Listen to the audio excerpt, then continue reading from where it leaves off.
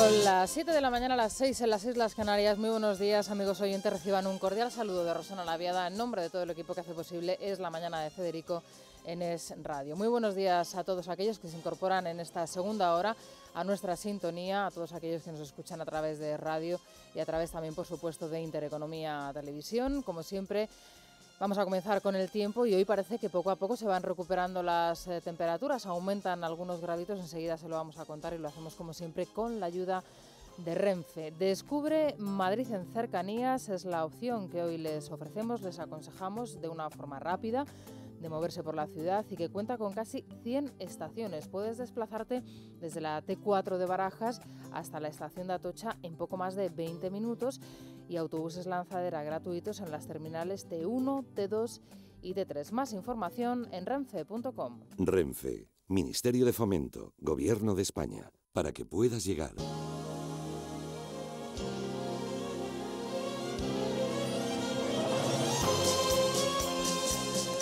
Bien, como les decía, parece que poco a poco se van recuperando las temperaturas, sobre todo en el centro peninsular, en el norte y también en las Islas Baleares. De hecho, en Madrid a esta hora estamos a 4 grados y vamos a llegar a una máxima de 12.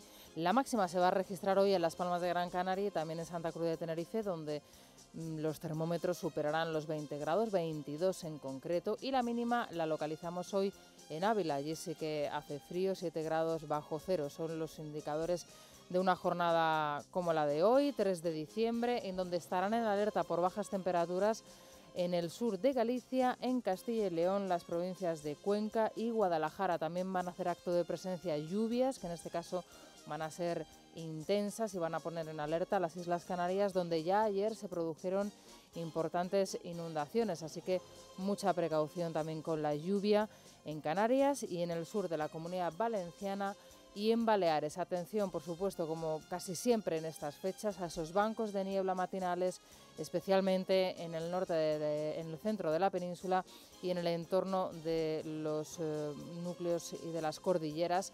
Allí esos bancos de niebla y las heladas son persistentes, así que, como les decimos siempre, si tienen que coger el coche, si tienen que conducir, mucha precaución. Hasta aquí el tiempo.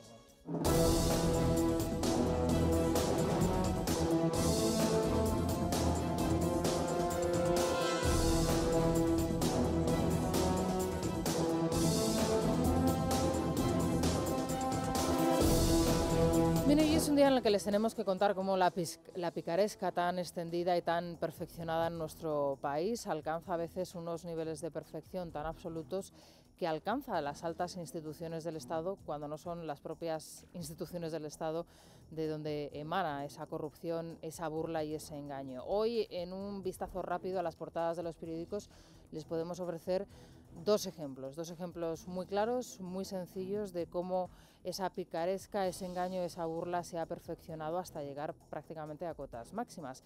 El primero de ellos, por ejemplo, se lo contábamos ayer en Es Radio, es el que hace referencia al caso NOS y es la denuncia que han realizado los propios técnicos de Hacienda hacia la agencia tributaria, a la que acusan directamente de desobedecer al instructor del caso NOS, al juez Castro, para salvar a la infanta de un delito fiscal.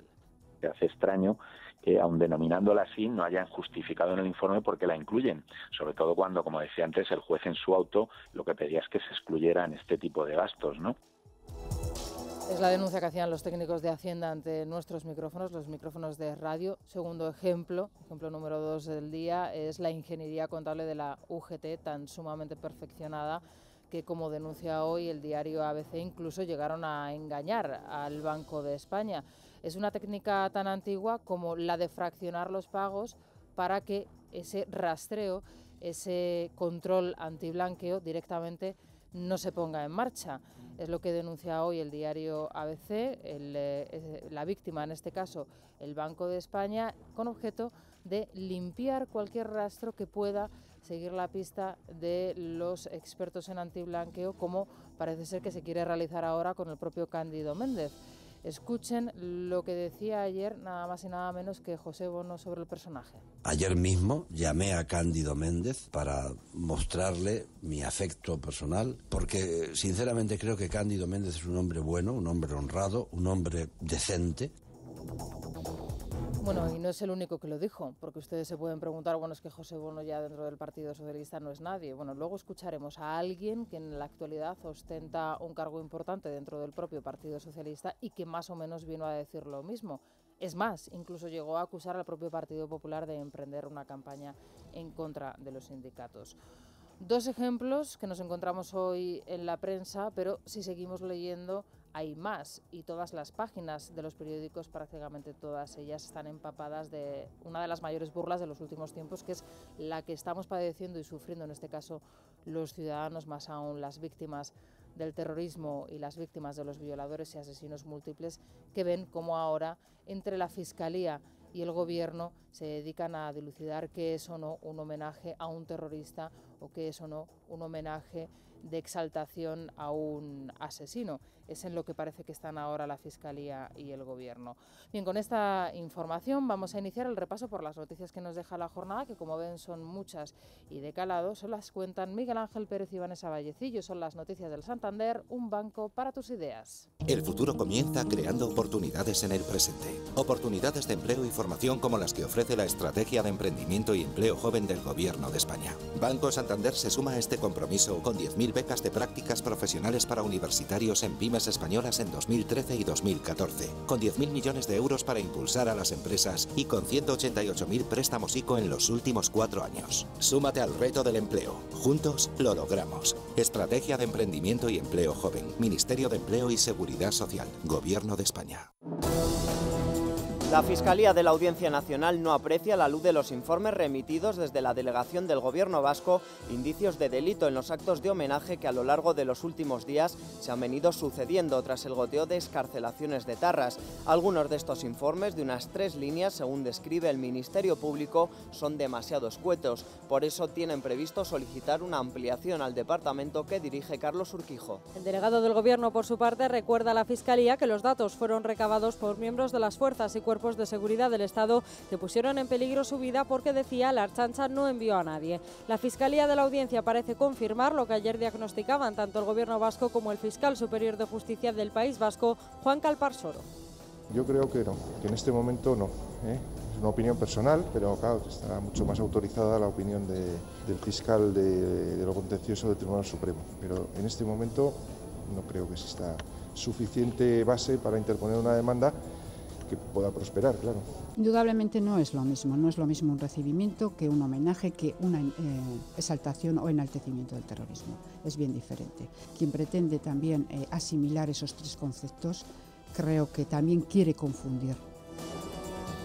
Son palabras de la consejera de Seguridad del Gobierno vasco que por supuesto no nos extrañan, como tampoco nos extrañan las declaraciones que hacía el responsable de los fiscales en el País Vasco, el señor Calparsoro, al cual también hemos conocido por unas recientes declaraciones y conocemos su trayectoria. El caso es que ayer tuvo que salir Carlos Urquijo para defender el trabajo que se había hecho desde la delegación del Gobierno y decir, oye, demasiado que estamos haciendo desde aquí porque es la Ertzaintza la que tiene que estar en estos actos y recabando toda la información. En cualquier caso, las imágenes las hemos visto en televisión y las fotografías en los diarios. Si a un asesino se le hace un paseillo, se le recibe con vítores, con campanas en las fundaciones, iglesias o donde sea, porque ya saben que de esto también se ha hablado mucho, y con aplausos y con pancartas en sus pueblos de origen, eso es un homenaje y es una exaltación al asesino, al etarra que está regresando a casa, al menos así es como lo vemos nosotros.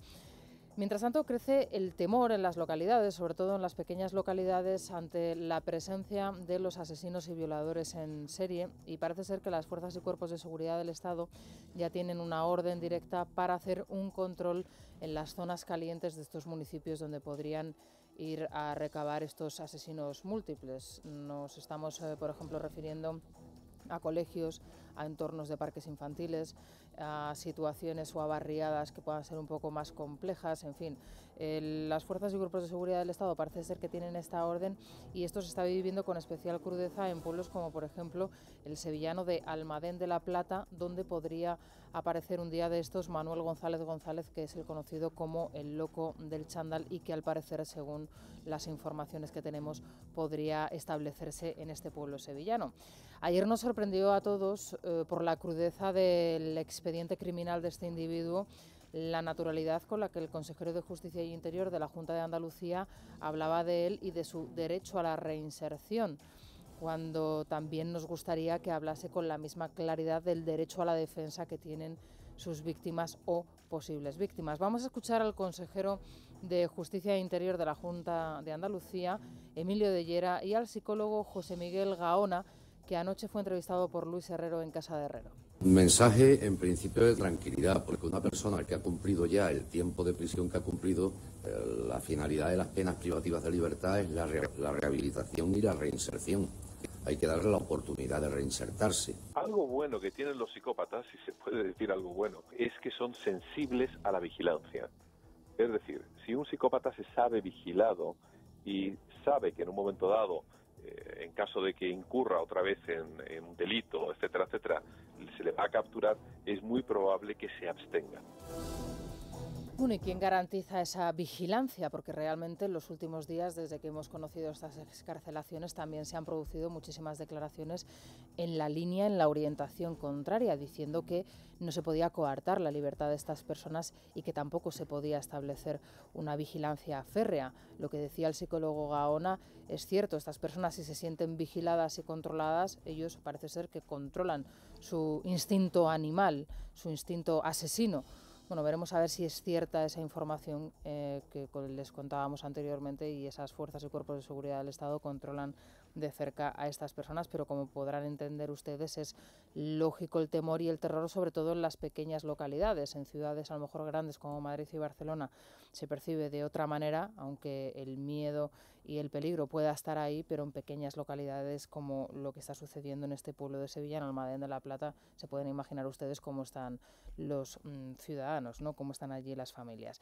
Mientras tanto, en el Partido Popular parece que están dilucidando, están debatiendo qué hacer el próximo viernes ante esa manifestación de víctimas del terrorismo, concentradas todas bajo el paraguas de NAES, para protestar contra la derogación de la doctrina Parot. En principio, esa concentración, en la que, ya saben ustedes, va a tener un papel protagonista Ortega Lara, se va a desarrollar después de todos los actos oficiales conmemorativos del Día de la Constitución, y, por supuesto, todas las víctimas del terrorismo van a estar allí presentes y todas las instituciones y partidos políticos están invitados. Es quizá una de las excusas que se puede esgrimir desde el Partido Popular, que ayer no dio respuesta oficial a esta pregunta porque no hubo rueda de prensa después de la reunión de su dirección en Génova 13. Veremos a ver si hoy hay una respuesta oficial, pero ya parece ser que hay como dos sectores dentro del Partido Popular: aquellos que entienden que hay que estar presente en esa concentración del próximo viernes, y aquellos que entienden que es imposible estar después de lo sucedido en el último acto de víctimas del terrorismo. La excusa de la invitación no sirve en este caso porque, como bien recordaba ayer Santiago Abascal, no se invita a los partidos, pero cualquiera puede asistir. En el PP están divididos entre aquellos que piensan que la presencia del partido tendría difícil encaje y aquellos que consideran que todo el discurso de la formación se puede venir abajo si no están allí. Se nos caería el discurso de que siempre hemos estado con las víctimas, confiesan fuentes de la dirección a Libertad Digital. Precisamente ayer la alcaldesa de Madrid, Ana Botella, alertaba a los suyos de la necesidad de disipar las dudas sobre el proyecto político del Partido Popular. Como consecuencia, Botella cree que su partido se podría fraccionar. Debemos recuperar la iniciativa en la defensa de la ley y de las instituciones, porque de no hacerlo, se pondrá en cuestión la base misma de nuestra sociedad. Y frente a eso, ninguna gestión, ni municipal ni autonómica, por modélica y efectiva que sea, ningún saneamiento presupuestario, por profundo que sea, ningún servicio público, por ágil y eficiente que sea, bastará para evitar una posible fragmentación de la base electoral del Partido Popular.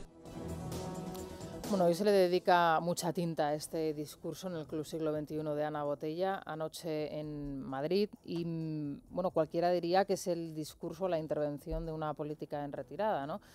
Más bien uno tiende a pensar lo contrario, pero luego trasladaremos esta pregunta a los contertulios que nos acompañarán a partir de las 8:30 en esta misma mesa, porque mucho se está especulando también sobre el futuro político de Ana Botella, y quizá este discurso puede ser el inicio de su próxima carrera o de sus próximas intenciones dentro de política. Luego lo trasladaremos a la mesa. Es, en cualquier caso, una de las grandes incógnitas, las de los candidatos oficiales a determinadas listas dentro del Partido Popular, y eso sucede en Madrid. De hecho, el presidente de la comunidad autónoma, Ignacio González, en más de una ocasión ha pedido ya a Mariano Rajoy que aclare esa situación, la de los candidatos, y es lo que sucede, por ejemplo, en Andalucía, y no de ahora, sino ya desde hace mucho tiempo, desde las recientes elecciones, y parece que esa situación en donde no hay una cabeza visible que dirija el partido y en este caso la labor de oposición parece que podría estar generando ya algún que otro problema. Es inminente, eso es al menos lo que decían algunas informaciones, el nombramiento de esta persona, pero parece ser que todo está entre dos individuos. Por un lado José Luis Sanz, que es el secretario general del Partido Popular en Andalucía, el alcalde de Tomares, una persona cercana a Arenas, el delfín de Arenas, según comentaban algunos hace tiempo, que está ahí, siempre ha estado presente, y por otro lado una figura con peso, que es la del alcalde de Córdoba, que en las últimas fechas pues podría tener más importancia de la que algunos le han querido dar. El caso es que, bueno, la situación de estar el partido sin un líder presente en Andalucía dificulta muchas veces las labores de oposición, y en estos momentos en Andalucía es algo vital debido a los escándalos de los ERE y todas las corrupciones que estamos conociendo. Hoy, se lo comentábamos al principio, un nuevo caso más que afecta directamente a UGT Andalucía, y ese pitufeo, que es como se denomina el fragmentar los diferentes pagos para que directamente no se investigue ese dinero que está llegando, ¿no? A partir de determinadas cifras se activan todas las alertas y se activan todas las alarmas, pero si esos pagos se fragmentan, pues la cantidad es mínima y por tanto no hay investigación posible. Es lo que denuncia hoy el diario ABC, pero es una más de ese recorrido, parece que infinito, de esa auténtica ingeniería que tenía montada la UGT tanto en Andalucía como en Madrid y que estamos conociendo estos días. Según publica ABC, UGT engañó al Banco de España para evitar los controles antiblanqueo. El sistema era bastante sencillo, emitían varios cheques por importe de 2.900 euros para tapar las comisiones en los cursos de formación y evitar tener que notificar estos pagos, algo obligatorio si superan los 3.000 euros. El diario tiene la copia de hasta 16 comprobantes. Esta técnica, conocida como pitufeo, permitió a UGT cobrar hasta 46.400 euros en un mismo día. En el Partido Popular quieren que Méndez dé explicaciones y en el PSOE acusan al PP de emprender una campaña contra el sindicato. Ana María Corredera es la vicesecretaria del PP andaluz, Elena Valenciano la vicesecretaria general de los socialistas. Para que explique la participación de UGT en el posible uso irregular de fondos públicos de la Junta de Andalucía. Esperamos que en esta ocasión PSOE e Izquierda Unida no veten la petición de comparecencia que está haciendo el Grupo Popular. Una cosa es la dimisión del secretario general de la UGT de Andalucía, asumiendo su responsabilidad en la presunta malversación de fondos públicos en el sindicato UGT de Andalucía, y otra cosa es que efectivamente desde que este gobierno tomó posesión ha emprendido una campaña contra los sindicatos, pero... Y en eso están ahora en el Partido Socialista, en limpiar la imagen de la UGT, porque decir UGT es decir Partido Socialista y decir Partido Socialista es también decir UGT, y en concreto limpiar la imagen de Cándido Méndez, y como acaban de escuchar ustedes hace unos instantes, con personalidades y con declaraciones tan contundentes, la de ayer del señor Bono diciendo que es bueno, honrado y decente. Bueno, pues que el hombre bueno, honrado y decente declare en la Junta de Andalucía y se someta a cualquier tipo de pregunta que le puedan realizar, tanto desde el partido que gobierna como el partido en la oposición, para aclarar todo lo que está sucediendo, pero de honradez, de decencia y de sensatez y de limpieza poco o prácticamente nada.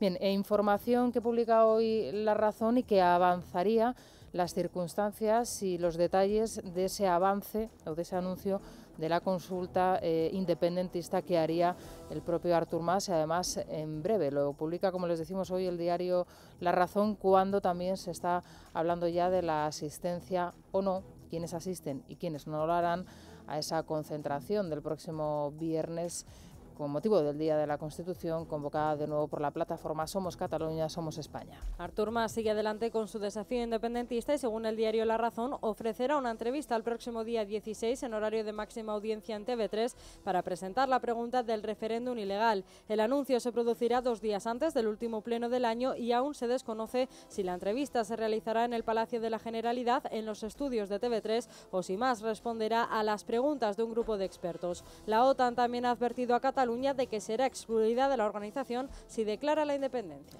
Mientras tanto, PP, Ciudadanos y UPyD han confirmado su participación en los actos del Día de la Constitución a favor de la unidad de España del 6 de diciembre en Barcelona. Convocados por la plataforma Somos Cataluña, Somos España, habrá una manifestación bajo el lema Juntos por un futuro democrático y plural. Los socialistas catalanes no acudirán. Escuchamos a Alicia Sánchez Camacho del Partido Popular Catalán y Jaume Collboni del PSC. Voy a invitar a Unión Democrática y al Partido Socialista de Cataluña a que se sumen a estas manifestaciones de reconocimiento de la importancia de la Constitución con el instrumento más importante de autogobierno que ha tenido nunca Cataluña. Creo que ha quedado claro nuestro compromiso. Si la pregunta es si iremos a la manifestación, ya les digo que no.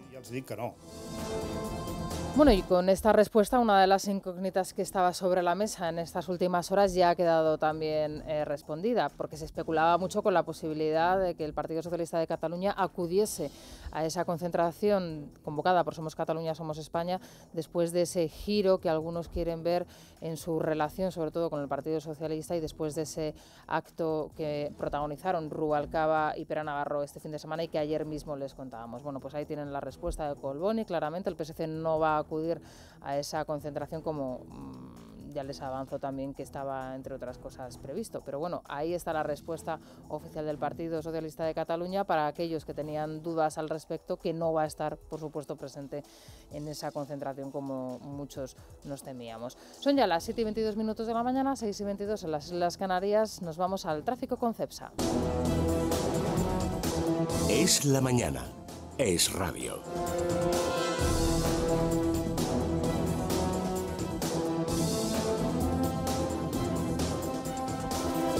Son ya las 7 y 31 minutos de la mañana, las 6 y 31 minutos en las Islas Canarias. Para todos aquellos que se acaban de despertar, reciban los buenos días de Es la Mañana de Federico, de radio, de parte de todo el equipo, por supuesto.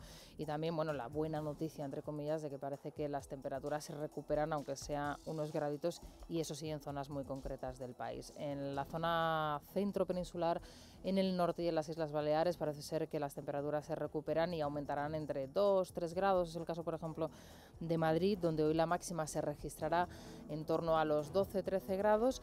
En Santa Cruz de Tenerife y en Las Palmas de Gran Canaria, bueno, 22 grados, aunque las Islas Canarias ya saben que a pesar de las lluvias se están registrando también unas temperaturas muy agradables, y la mínima, eso sí, la localizamos hoy en Ávila con menos 7 grados bajo cero. Las lluvias van a hacer acto de presencia en varios puntos del país, van a seguir siendo intensas en Canarias. Ayer se produjeron varias inundaciones, eso es noticia porque en el archipiélago llueve muchas veces poco, menos de lo que se desearía, y bueno, el hecho de que llueva y además con esa proporción tan exagerada que provoca inundaciones, bueno, pues es un hecho también insólito y hay que estar precavido. También en la Comunidad Valenciana y en Baleares, así que atención también a esos bancos de niebla que ya se están registrando en todo el centro peninsular, especialmente en el interior del norte peninsular, y a esas heladas que dificultan la conducción a esta hora. Mucha precaución si nos están escuchando desde el coche, como les decimos siempre.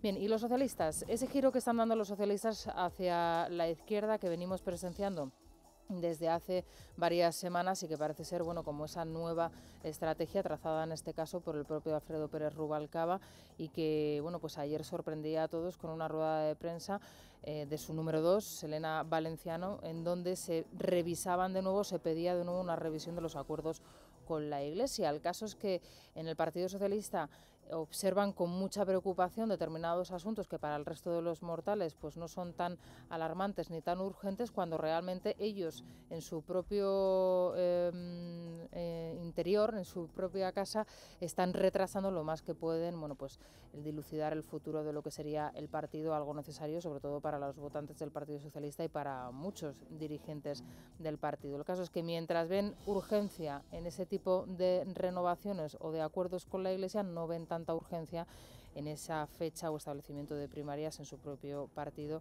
y en esas decisiones importantes que tienen que tomar en el Partido Socialista. Mientras tanto, y esto sí que es una novedad, empiezan a surgir las voces críticas y dentro del propio Partido Socialista contra José Luis Rodríguez Zapatero y Pedro Solbes. Recordarán todos ustedes que ambos han publicado libros, biografías selectivas, eso sí, al respecto, y bueno, comienzan ya a escucharse algunas voces, en este caso procedentes del propio equipo económico, antiguo equipo económico, que no están de acuerdo con los asuntos, las declaraciones que están escuchando por boca tanto de Solbes como de Zapatero en los últimos días. Enseguida se lo vamos a contar, lo hacemos a esta hora de la mañana con Laura Herrero y Silvia Ribeiro. Los socialistas han denunciado los acuerdos con la Iglesia a través de una proposición no de ley presentada ayer por la tarde en el Congreso. La proposición insta al Ejecutivo a denunciar de inmediato los acuerdos entre España y el Vaticano y a presentar en 6 meses un proyecto de ley de libertad religiosa y conciencia. Este anuncio, que ha repetido el PSOE en todos sus actos, programas electorales y cónclaves desde hace 2 años, nunca se había concretado hasta ahora. Eso sí, el Comité Federal, que elegirá la fecha de las primarias en el partido, se retrasa hasta el 18 de enero por la Navidad. Así justificaba esta decisión la número 2 del PSOE, Elena Valenciano. El Comité Federal no es en diciembre ni es las primeras semanas de enero, porque sabe usted, hay una cosa que se llama la Navidad. Es un Comité Federal de arranque de un año muy importante para el Partido Socialista, de un año electoral y clave para nosotros. Las memorias presentadas por José Luis Rodríguez Zapatero y Pedro Solbes han provocado un enfrentamiento entre varios miembros del equipo económico del expresidente del Gobierno. Hace unos días, el exasesor de la Oficina Económica de Moncloa, David Taguas, criticaba a Zapatero al asegurar que conocía en 2007 el riesgo de déficit. Después, el propio Taguas, en Twitter, cargaba contra Pedro Solbes tras sus quejas recientes y le calificaba como la mayor agencia de colocación de España. Ayer, el exministro de Industria y exasesor de Zapatero, Miguel Sebastián, arremetía contra Solbes. Escuchamos a Taguas y a Sebastián. Primera página del informe, firmado por él, que dice firmarlo, pone que el peligro inminente, pone así, de la economía española es el enorme déficit corriente que tiene. Ahora el mundo podrá decir, o él, a lo mejor, pero esa es la realidad, eso no es que se diga o no, está escrito, puede uno bajar el informe y verlo. Solbes, al fin y al cabo, ha sido vicepresidente, es consejero de Enel, es consejero de Barclays, pues no sé muy bien de qué se queja, ¿no?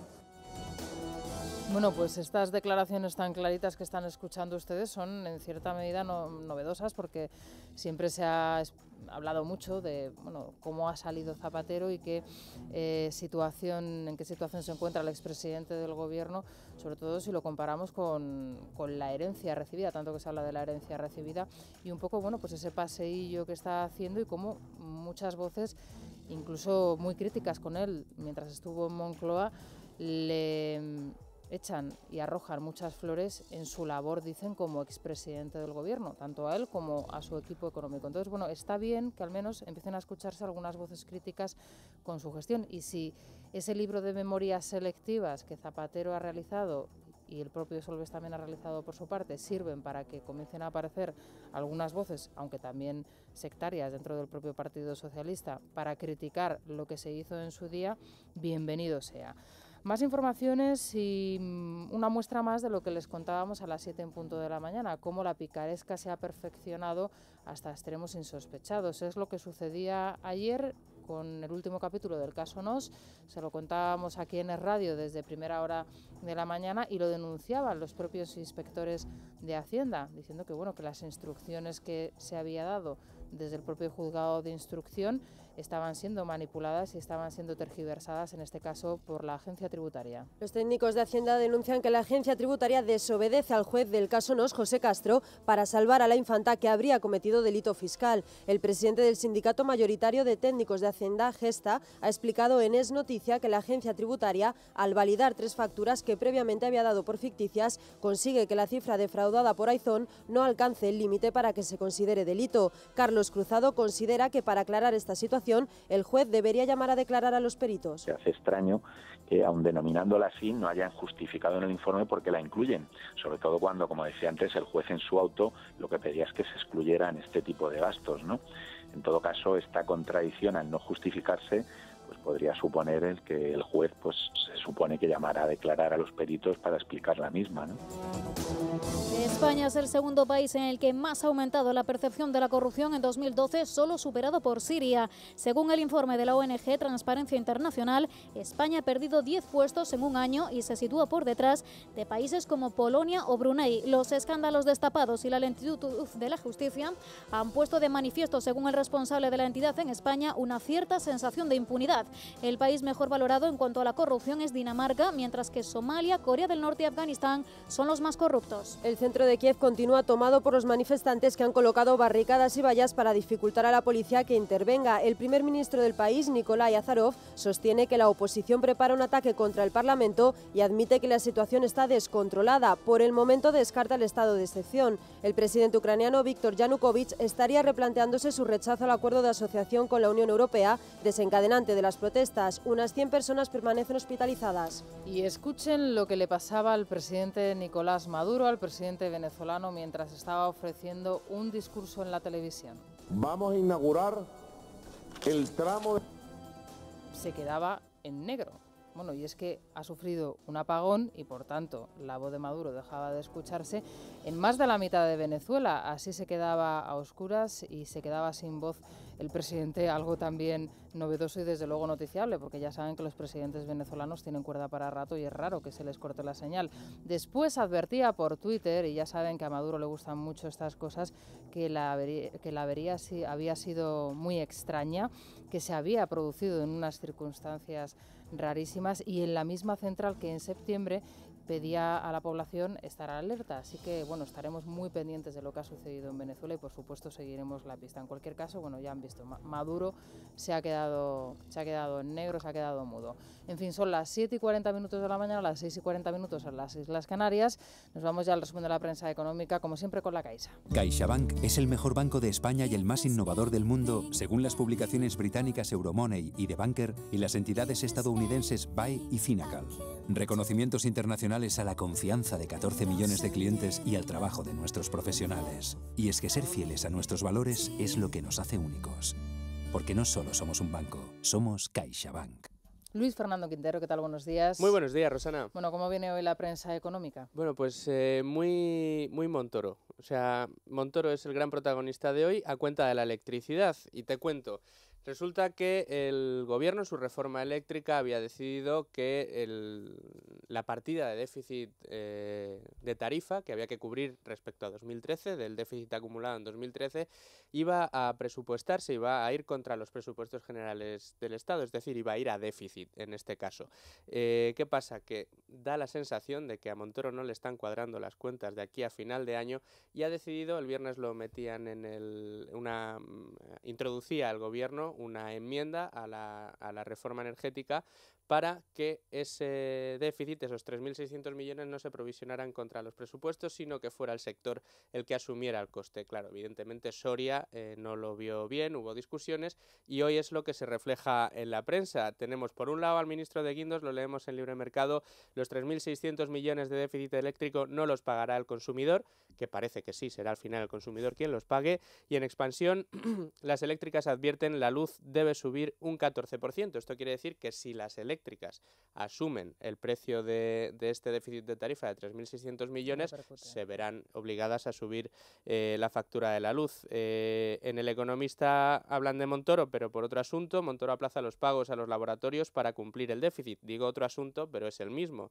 Parece que sigue teniendo problemas para cuadrar las cuentas, no quiere tener una desviación de déficit superior a la que él tuviera prevista y en este caso no solo obliga a Soria a que las eléctricas sean las que asuman ese déficit de tarifa de 2013, sino que a los laboratorios les ha dicho que bueno, ya os pagaré la parte que se os debe el año que viene, no sea que me descuadre demasiado el déficit. Es decir, que está haciendo todo lo que está en su mano e incluso deshaciendo, yo diría, para poder cuadrar esas cuentas de aquí a final de año. Bueno, pero que, como se suele decir, ¿no? Es poner hoy un parche para que mañana volvamos a tener el descosido, ¿no? Porque si es para cuadrar las cuentas de este año, cuando el año que viene vamos a ir ya con con ese remanente, ¿no? Eso es algo claro, evidente. Habrá que recordárselo al señor ministro cuando se presenten las cuentas y cuando diga que hemos cumplido el déficit, que hemos cumplido con Europa, que España va bien, para que los periodistas, y ya estamos acostumbrados a sus frases de lo voy a repetir mucho para que ustedes cojan bien el titular, hemos cumplido, estamos haciendo las cosas bien. Bueno, pues no sé yo si hacer las cosas bien es precisamente esto, cambiar una ley a mitad de camino para que no sean las cuentas públicas las que asuman el déficit de tarifa, o decirle a los laboratorios os debo dinero pero ya os lo pagaré porque como lo pague esta vez se me van a ver las vergüenzas. Más titulares que quieras destacar, Luis. Bueno, me llama mucho la atención una entrevista en Expansión con el secretario de Estado de Comercio, Jaime García Legaz. Dice en YPF un acuerdo bueno o malo es mejor que un pleito. Hablamos, bueno, pues de ese acuerdo al que consiguió llegar Repsol con YPF, un acuerdo que en cualquiera de los casos ha sido bueno, pese a estar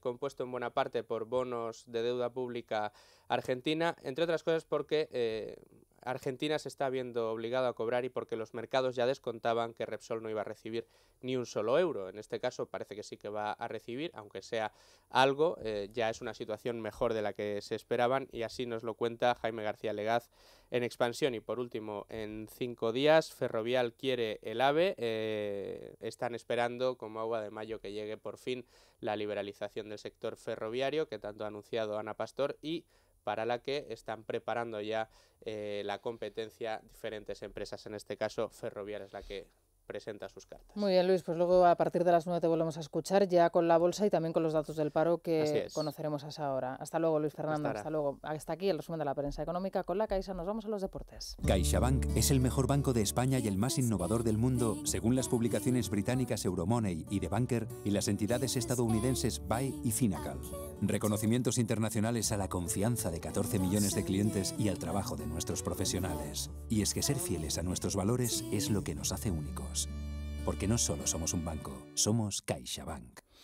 Vicente Azpitarte, buenos días. Buenos días, Rosana. Bueno, destitución de Pepe Mel, el entrenador del Betis, ¿no? Sí, es la noticia que más llama la atención en el mundo del deporte en las últimas 24 horas. Se produjo anoche, es el segundo entrenador en caer en la Liga BBVA tras Mendilibar en Osasuna, y su sustituto será Juan Carlos Garrido. Le recordará a los oyentes porque entrenó al Villarreal.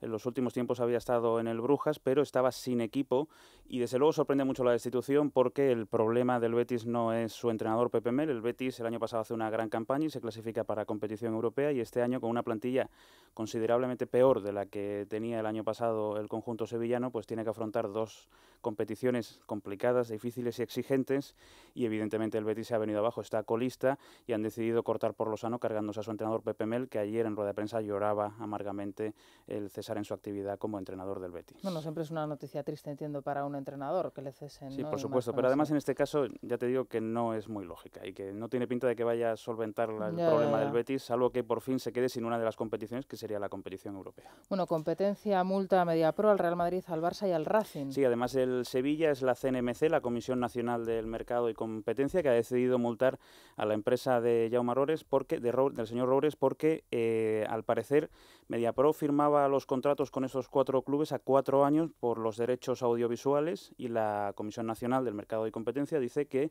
solamente se pueden firmar por un máximo de 3 años, y las multas desde luego no son pequeñas. A Mediapro le han caído 6,5 millones de multa, al Real Madrid 3,9 millones de euros, al Barça 3,6, al Sevilla 900.000 euros y al Racing de Santander, en este caso un equipo de la Liga Adelante, 30.000 euros. El Racing ya ha dicho que paga los 30.000, que no tiene ningún problema porque asume el error, pero el Sevilla y el Barça ya han dicho que van a ir a la Audiencia Nacional a intentar que se les quite esta multa, y en el caso del Barça es curioso porque además se lava las manos esta directiva, la de Sandro Rosell, porque dicen que esto es un tema de la directiva anterior del señor Laporta, que a pocos días de las elecciones decidió firmar este contrato con Roures por 4 años. Pero claro, es el Barça quien lo firmó y es el Barça quien tiene que asumir esa multa. Veremos a ver en qué queda, ¿no? El Real Madrid, bueno, una mala noticia, entiendo que también tendrán que hacer frente, o veremos sí, a ver cómo lo que pasa es que en un presupuesto de 300 y pico millones de euros tampoco es que sea gran cosa desde luego, pero el Real Madrid vive una gran en lo deportivo, semana. Desde luego, sí, vive una gran semana porque el conjunto de Carlo Ancelotti está haciendo el mejor juego desde que llegó el italiano ¿cómo está? al banquillo. Cristiano Ronaldo ya está recuperado, que es la noticia. Recordemos que no estuvo en el último partido, los 2 últimos partidos del Real Madrid, pero ya está recuperado el astro portugués, que no va a jugar los 2 siguientes porque está sancionado y no va a poder jugar en Copa del Rey, porque recordemos, este fin de semana no hay Liga, pero sí que hay Copa del Rey. Y por cierto, una novedad del fútbol español, porque no se suele jugar en fin de semana la Copa del Rey, se va a jugar con los mismos horarios. Así que los aficionados al fútbol y sobre todo los oyentes a la Liga Es Radio tengan claro que este fin de semana tenemos mucho trabajo con la Copa del Rey, seguro que vamos a disfrutar. ¿Y qué nos podemos encontrar este fin de semana entonces? Bueno, pues mira, te he querido destacar precisamente las declaraciones del entrenador del Olympique de Xàtiva, que es el equipo que va a jugar frente al Real Madrid, evidentemente un equipo menor para lo que es el Real Madrid, pero lo he querido destacar porque ha dicho que van a ganar al Real Madrid. Bueno, y dirás, eso está muy bien. Pues, sí, pero la curiosidad de todo esto es que el día que les tocó el Real Madrid, a mí me parece que faltaron un poco el respeto a la competición con aquello del champán, la celebración, el vestuario, parecía que les había tocado el gordo de la lotería y por fin empiezan a hacer declaraciones que aunque sean algo insensatas, pero son normales dentro de una competición. Lo que pasa es que, claro, para ellos, ¿no? Me entiendo que no, les arregla toda la temporada. Dinerito, eso está ¿no? Claro. Por medio, eso está claro, sí. Pero mejor escucharles decir esto que lo otro. Sí, como que te gusta más, ¿no? Sí, que es más serio. Exacto. Gracias. Bueno, Vicente, pues muchísimas gracias. Buenos días. Hasta aquí los deportes con Vicente Azpitarte. Nosotros les vamos a dejar ahora con las noticias locales y regionales, las noticias más cercanas de su comunidad, y a las 8 en punto estamos de nuevo aquí con todos ustedes en Es la Mañana de Federico, en Es Radio.